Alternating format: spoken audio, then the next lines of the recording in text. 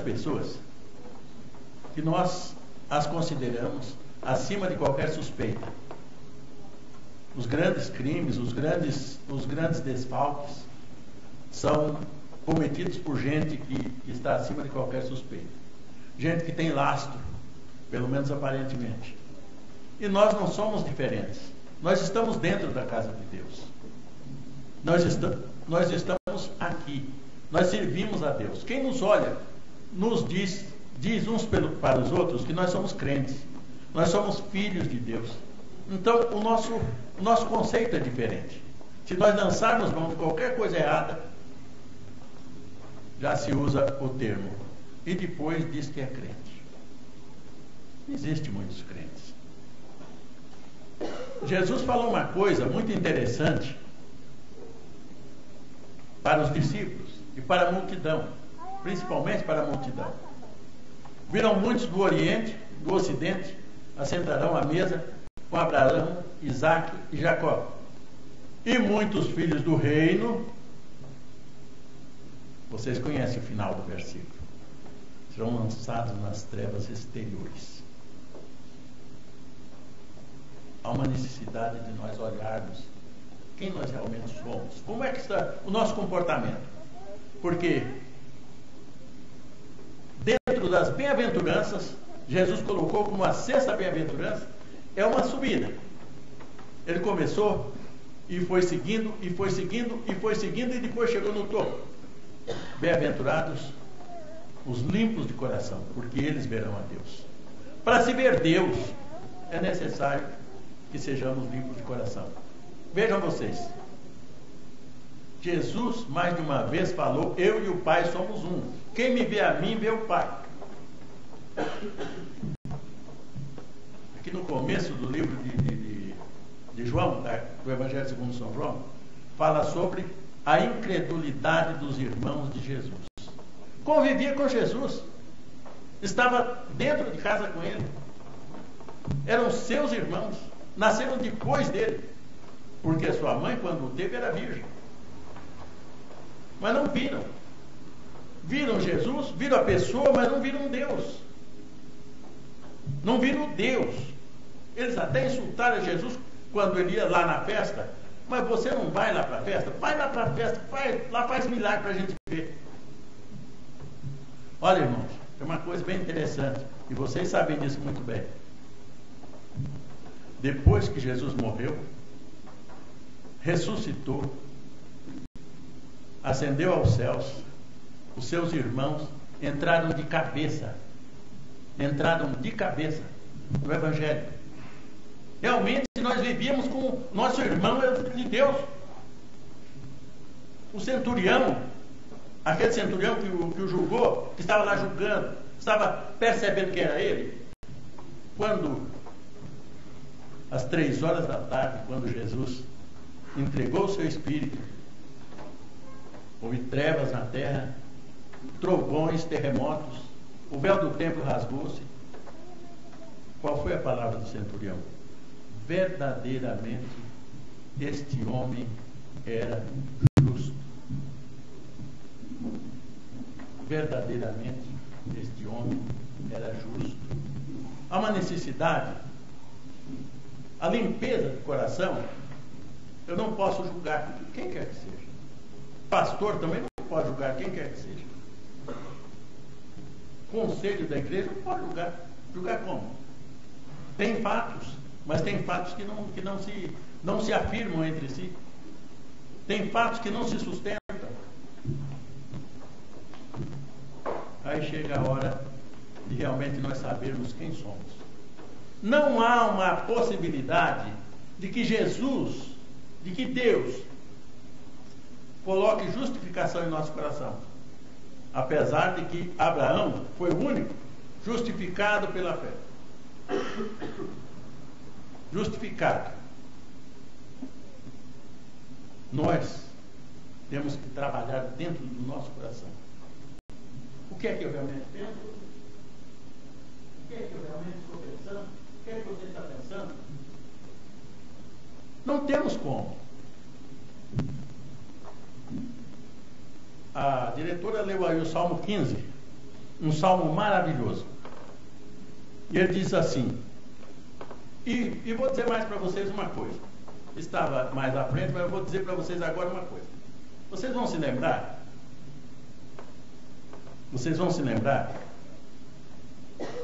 que o pastor pregou aqui um dia desses, não faz tanto tempo assim, e ele disse que na cidade onde ele era pastor, tinha um irmão bem lá da periferia que de vez em quando vinha conversar com ele.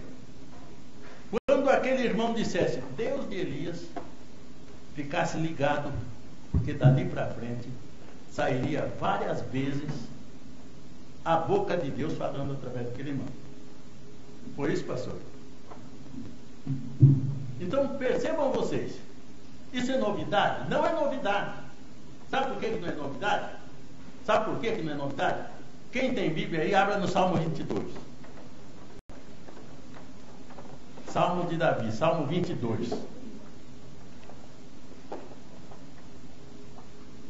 Dá uma olhadinha no primeiro verso e veja se vocês viram isso aí mais para frente.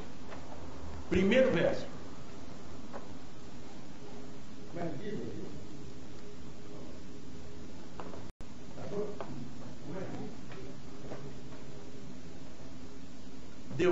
Deus meu, por que me desamparaste? Isso deveria estar aqui? Deveria estar no Salmo? Por acaso deveria estar no Salmo? Mas está. Uma profecia sobre o Messias. Depois, se você ler mais 5, 6, 10 versos, você não vai encontrar algo que feche assim com o Messias. Depois você lê, parece-me que o 17, 18, alguma coisa assim, volta novamente a falar a respeito de Jesus, profecia a respeito de Jesus. Então a gente observa que tem pessoas, e até aqui dentro da nossa igreja tem também, e é bom que a gente fique muito ligado, os estudiosos, não sou eu, os estudiosos dizem que tem uma senha. Quando Deus vai começar a falar por determinadas pessoas. Bem-aventurados os limpos de coração, porque eles verão a Deus. É limpo do músculo? É o músculo? Não. O coração é intelecto, é consciência, é o homem interior. O homem interior é limpo. Você conversa com ele, ele é limpo por dentro. E esses Deus enxerga. Esses o Senhor enxerga.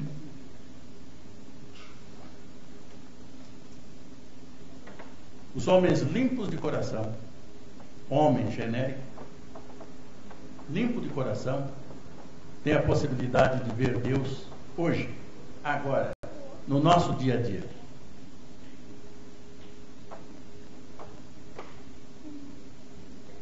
Dá para ver e sentir, Paula? Dá para ver e sentir. Por que não? Quem é limpo de coração sente isso dentro de si. Eu vi Deus presente. Ela fala com uma certeza.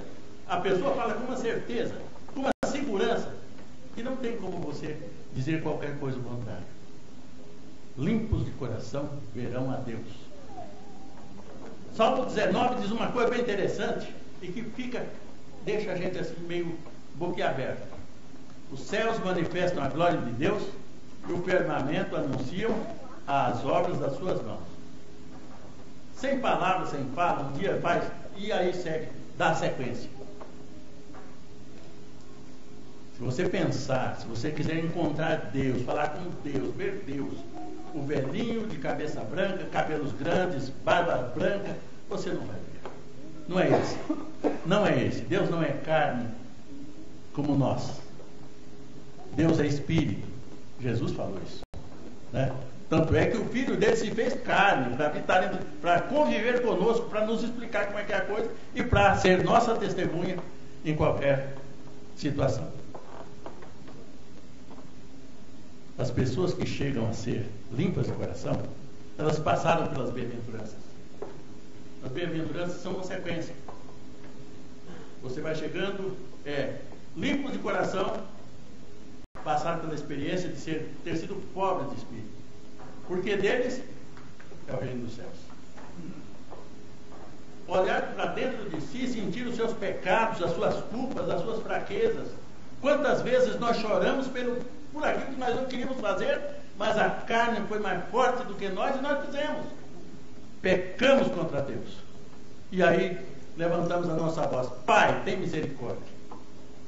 Tem misericórdia, Pai. Reconheço que somos pecadores. Não é o choro, não é a reclamação, não é a confissão do filho pródigo, não. O filho pródigo foi um cara de pau. Sabe por que ele confessou? Foi lá, despequei e tal, e me trata. Estava com fome.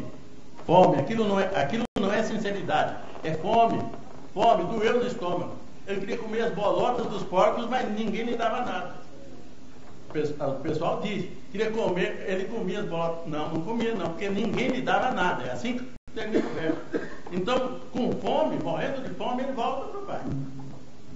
Cara de pau. O pai que é amoroso, o pai que é bondoso, o pai que é misericordioso, o abraça de longe. Todo pai faz isso, e Deus faz isso conosco. Quando nós caímos em pecado, quando nós caímos em fraqueza, Pai, tem misericórdia, eu pequei diante do Senhor, de coração. Tem gente que pecou mais que Davi? Tem cara que pecou mais que Davi? Crimes hediondos, coisas feias, coisas horríveis. Se fosse qualquer um de nós, tinha vergonha até de lembrar. E eu acho que ele também passou por isso. Salmo 51, ele estava desesperado. Ele faz sua confissão diante de Deus. Ele faz sua confiança diante de Deus. A sua confissão diante de Deus. Pedindo perdão, dizendo que ele estava numa situação difícil. Restaura a minha alegria da minha salvação. Me restaura de novo. Me devolve aquela vivência, aquele prazer de estar contigo. Porque ele havia tido isso. Ele havia passado por isso. Mas mesmo assim, ele tropeçou e passou nessa situação tão difícil que os irmãos conhecem muito bem. Aqueles que chegam a ser limpos de coração tornaram-se mansos, choraram as suas misérias, os seus pecados, as suas culpas, tiveram fome e sede de justiça, sendo fartos, e tornaram-se misericordiosos e alcançaram misericórdia. Aí, você chegou lá no patamar, você está no auge, está no topo. Aí você é limpo de coração, consequentemente, verá a Deus. Deus se apresenta para você. Você está com os olhos abertos, os olhos do entendimento, os olhos do pensamento, os olhos do coração. Você está enxergando Deus. É só lá na outra vida? Não. O apóstolo João disse uma coisa bem interessante. Filhinhos, agora somos filhos de Deus. Lembra desse texto? Agora somos filhos de Deus. Ainda não podemos ver Deus como Ele é. Mas chegará o tempo que veremos a Ele face a face. Então, o ver pessoalmente ainda demora um pouquinho. Mas o ver pelos olhos da fé acontece dia a dia. Por isso, bem-aventurados os limpos de coração, porque eles verão a Deus. Depois de ver Deus, ele se torna... O que é que Deus faz? Pacificador. Ele se torna pacificador. Onde ele chega, ele vai... O que é que Jesus fez? Encerrou a inimizade que existia entre os homens e Deus, ele sendo como o mediador. Bem-aventurados os pacificadores, porque eles serão chamados, quem lembra? Filhos de Deus. Filhos de Deus. Depois disso, ele já é forte o suficiente para sofrer as perseguições, consegue suportar as injúrias, consegue suportar as infâmias, consegue suportar as calúnias, porque afinal de contas, 1000 cairão ao teu lado, 10.000 à tua direita, e você não é atingido. Adianta falar mal de você? Não adianta, não resolve. Te atinge? Não, não atinge. O que é que você vai fazer por essa pessoa? Como diz o pastor, eu precisava saber se eu estou colhendo ou se ele está plantando, né? Então vamos orar por ela. Vamos orar por aquelas pessoas. E fala que porque você é filho de Deus, você chegou num ponto tal, você está no alto, está no topo. Tem uma cobertura de Deus para a tua vida, para o teu pensamento, para a tua memória, para o teu agir.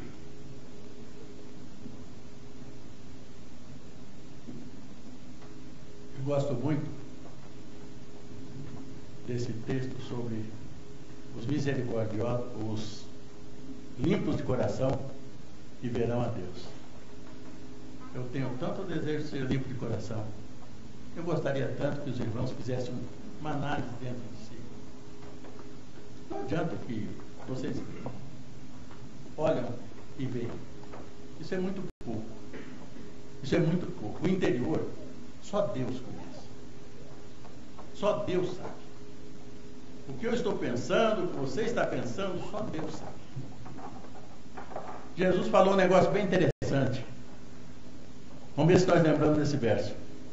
O homem fala do que está cheio o seu coração. O homem bom, do seu bom tesouro, tira boas coisas. O homem mau, do seu coração, que é o seu tesouro, tira aquilo que está dentro dele. As pessoas nos insultam. Qual é o presente que nós vamos devolver para ele? Boas coisas, boas palavras, o abençoar.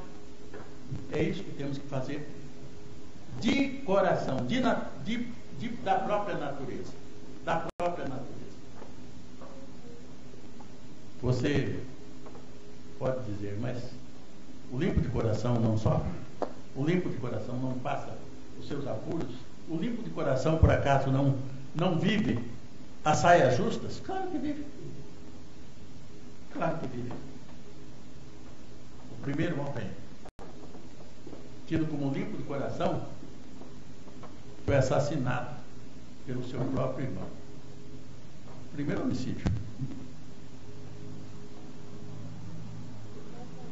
É um texto lá no Novo Testamento que pergunta assim: por que o matou? Porque as suas obras eram más e a do seu irmão justas. O justo morreu na mão do injusto. Não tem novidade nenhuma nisso. Noé foi salvo do dilúvio. O que aconteceu na primeira oportunidade? Tomou um pileque daqueles, né? Se embriagou, se embebedou e ficou nu diante da sua família. Abraão, esse é o cara, hein? As nossas famílias são benditas no pai Abraão. Nem é bom falar, né? Será que Abraão mentiu? Diz que a mulher dele era irmã. E depois o ímpio teve que dizer para ele: escuta, cara, mas e depois você diz que é de Deus. E Deus podia me castigar? Ou aliás, Deus já estava me castigando por uma mentira da tua parte, sendo que você é justo. Mas Deus havia de justificar. Deus o justificou, o tirou lá da terra de Ur dos Caldeus. Ele passou por várias etapas. Vocês ouviram aqui ontem que ele fazia sua caminhada, mas a cada tempo ele parava, edificava um altar ao Senhor.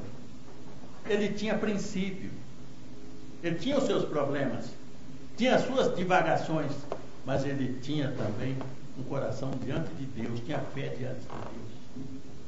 A cada tempo, a cada lugar que ele parava, ele edificava um altar.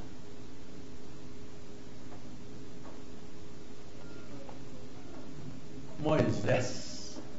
Eita, Moisés, né? Eu não queria estar na pele dele. Mas a palavra diz que vendo coisas futuras, ele rejeitou ser chamado filho da filha de Faraó, para carregar o vitupério de Cristo nas costas dele. Ele enxergava algo diferente. Ele via Deus. Ele via Deus. Ele quis ver Deus pessoalmente, como eu estou vendo vocês, e Deus não lhe permitiu. Mas ele via Deus. Ele falava com Deus. Ele ouvia Deus. Ele temia a Deus. Mas como todo homem, também dava os fora. Vocês conhecem a história, e tanto é que, apesar de ter tirado o povo da terra do Egito, não conseguiu entrar na terra prometida.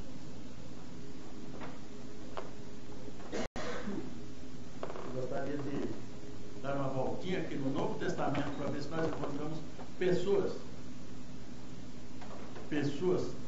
reprovadas, mas que foram pessoas de coração limpo de coração. Viu Deus? Uma das pessoas mais importantes aqui que nós contamos é a mulher samaritana. Jesus falou para ela: vai, chama o teu marido.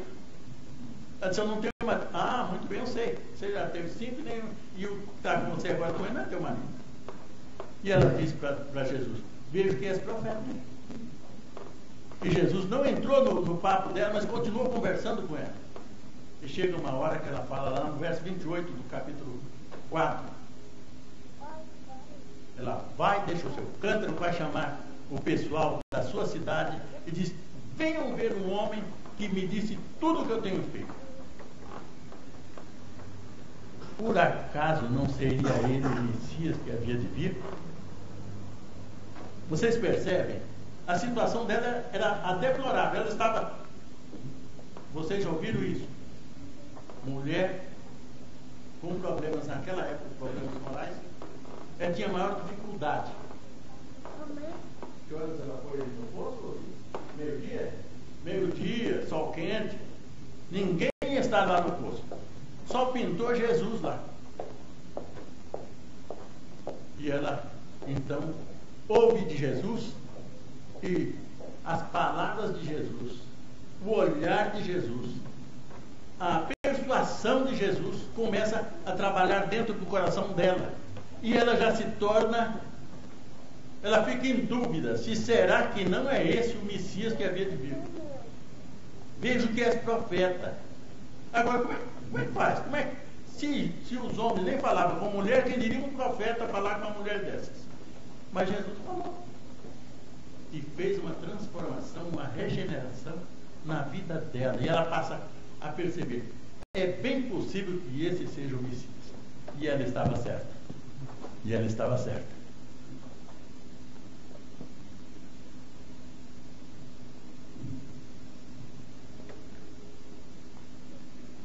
Pedro, tem algumas passagens dele. Mas antes de Pedro, vocês se lembram lá na pesca maravilhosa, como é que Pedro reagiu com Jesus? Pescaram a noite inteira, não pegaram nada.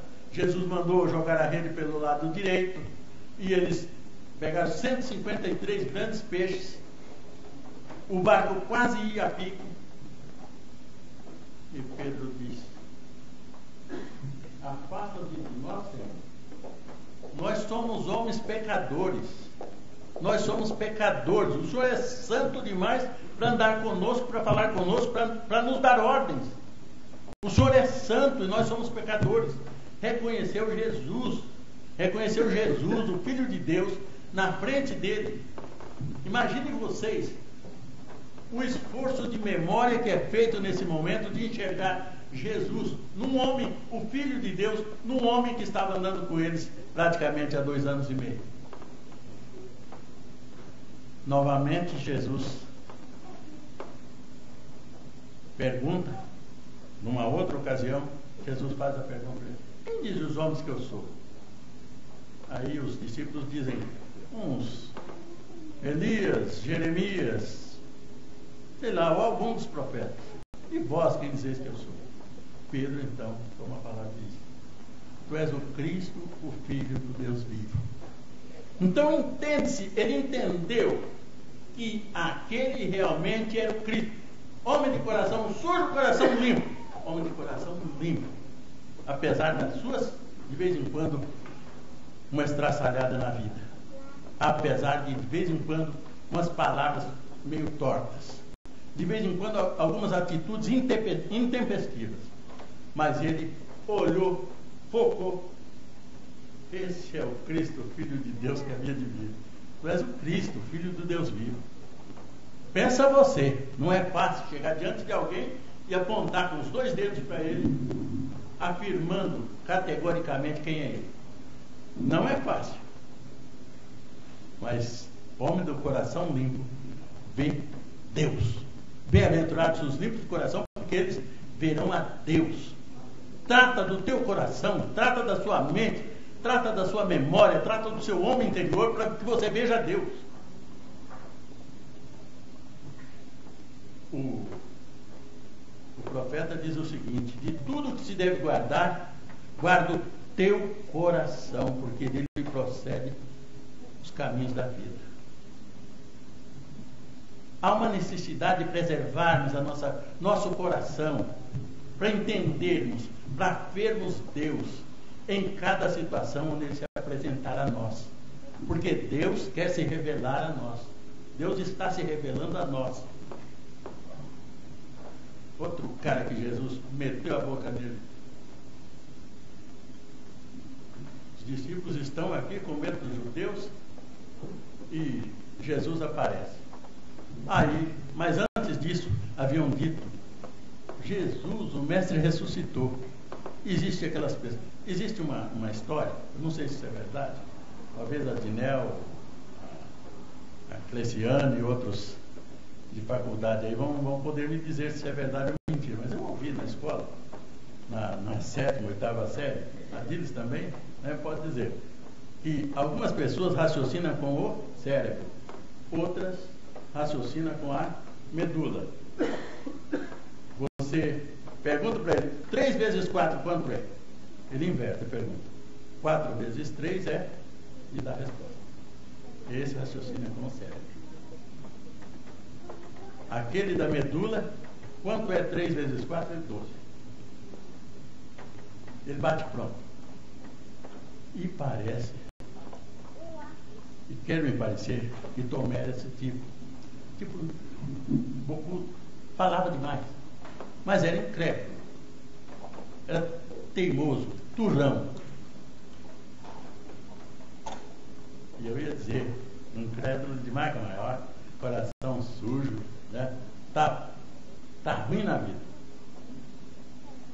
Mas o Mestre ressuscitou, nós vimos ele, não falamos com ele, mas vimos, e daí aparece aquela situação. Jesus chega, passa pela parede e entra lá onde eles estão e não enxerga mais ninguém, vai direto no cara. Tomé, eis aqui a minha mão, eis aqui os meu lado, toca aqui. Qual foi a reação de Tomé? Qual foi a reação de Tomé? E Jesus diz para ele: sejas crente e não incrédulo. A necessidade que você seja crente, que você crê, é um pito bem dado na pessoa que está ali. Fazia parte dos discípulos, fazia parte dos 12. Mas ele encara Jesus, prostra diante de Jesus e fala: Senhor meu e Deus meu. Enxergou Deus ali naquele momento. Não é fácil você, no momento de incredulidade, você passar assim, num piscar de olhos, de incrédulo para super crente. Ele tinha coração limpo. Essa confissão dele diz isso: Senhor meu e Deus meu, prostrado diante de Jesus. Isso é coração limpo. Dá para julgar? Dá para julgar? Dá para julgar? Diego é incrédulo, Adidas é crente.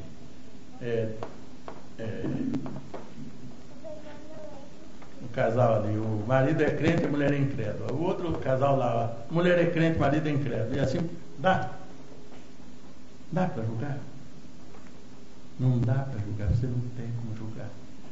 Deus tem o julgamento. O próprio Jesus dá o pito em Tomé. Mas eu imagino como é que Jesus pensou, né, com essa reação de Tomé. Ou ele deu esse toque, deu esse tratamento de choque, justo para Tomé tomar essa atitude, para Tomé extravasar o que ele realmente era. Muita coisa bonita, muita coisa maravilhosa, quando se fala com gente limpa de coração e que vê Deus, que quer ver Deus e que vê Deus. Quem quer, vai ver. Marta, aquela que havia levado o pito também de Jesus. Marta, Marta, Maria escolheu a melhor parte, você fica nessa aí, né? Limpeza, comida, sei lá o quê. Mas quando Lázaro morreu, Marta foi lá e disse: Senhor, eu sei que se tu estivesse aqui, meu irmão não teria morrido. Jesus reage: eu já não te disse que se crês verás a glória de Deus? Crês com isso? Qual foi a resposta dela? Sim, Senhor, eu creio, pois eu sei que tu és o Messias de Deus que havia de vir ao mundo. Vocês entenderam? Vocês entenderam? Em ti se cumpre a profecia dos nossos antepassados. O Senhor está aqui na minha frente, o Senhor é Deus. O Senhor é o Messias de Deus. O Senhor é o Messias de Deus. Irmãos, diante de tudo isso, nós temos que trabalhar no nosso coração. Deus não arromba a porta de coração. Deus não entra dentro do nosso coração para fazer limpeza. Nós temos que trabalhar e limpar o nosso coração para vermos Deus. Sabe por quê? Vocês sabem por quê? Porque o cara que nós falamos lá no começo, que havia pecado com fartura, ele disse o seguinte: eu não sei se antes ou depois, eu não sei a ordem aqui como foram escritos os salmos, mas vocês viram aí o Salmo 22, ele começa falando: Deus meu, por que me desamparaste? E depois, lá na frente, ele fala: lançaram sorte sobre as minhas vestes. Lá no final do Salmo, ele fala isso. E ele passa agora por uma transformação. Ele está caminhando também, assim como nós falamos do caminhando das bem-aventuranças. E ele chega num ponto. Como é que é o Salmo 23? Ele enxergou dali, da passagem do 22, ele passou para o 23, onde ele não tinha falta de nada. O Senhor é meu pastor, nada me faltará. Olha que situação maravilhosa. Veja que situação, se você realmente crê, como Davi cria, e como ele recitou esse Salmo 23, você não tem falta de nada. Certamente que a bondade e a misericórdia me seguirão todos os dias da minha vida, e eu habitarei na casa do Senhor para sempre. Vai ser diferente comigo. Jesus disse: eu sou o caminho, a verdade e a vida. Ninguém vem ao Pai senão por mim. É isso. Vocês conhecem esse texto? Isso é verdade? Foi Jesus que falou? Foi o Filho de Deus que falou? Então pegue você o Salmo 24 e dá uma olhada nesse Salmo. Como é que ele disse? Quem entrará no teu tabernáculo, quem morará no teu santo monte? Aquele que é limpo de mãos, puro de coração, que não entrega a sua alma à verdade, não jura enganosamente. Faz essa leitura toda, faz esse encaminhamento todo e entra lá para aquela situação da entrada do Rei da Glória na sua glória. A chegada do Rei da Glória na sua glória. Você creu, você entendeu, você chegou lá no Salmo 23, você é conduzido por Jesus diante do seu Pai, para enxergá-lo pessoalmente, assim como ele é, assim como ninguém jamais viu. Você vai chegar lá, diante de Deus, o Deus Todo-Poderoso, e se apresentar. Você não se apresenta, mas o Rei da Glória vai dizer: este aqui é um de coração limpo, esse aqui é um que sofreu a grande tribulação, esse aqui faz parte daquele grupo que venceu lá na terra. São pessoas que, apesar da situação, apesar do mundo estar num vale de lágrimas, Ele preservou o seu coração limpo, seu coração puro, seu coração aberto. Esse é dos nossos. Esse foi aquele que deu valor ao sangue derramado na cruz do Calvário. Você está entendendo? Os limpos de coração verão a Deus, mas verão a Deus dessa forma. Você vê aqui na terra, hoje nos nossos dias, nós vivemos aqui vendo Deus a cada dia. As pessoas limpas de coração vê Deus a cada dia. No seu dia a dia ele está vendo Deus, mas ele será levado pelo Rei da Glória para estar diante de Deus, falar com ele pessoalmente. Como nós cantamos aqui, eu quero ver meu Redentor, eu quero ver, porque afinal de contas eu vivi uma vida inteira de tribulação, de dificuldades, apesar do coração limpo, mas não sou livre das dificuldades. As dificuldades andam comigo também, assim como andaram com os profetas, assim como andaram com os apóstolos. Eu também sou um deles, eu também sou um dos sofredores, mas é chegado o momento da grande vitória. Jesus apresentar: eis-me aqui, Senhor, com os filhos que tu me deste. Amém.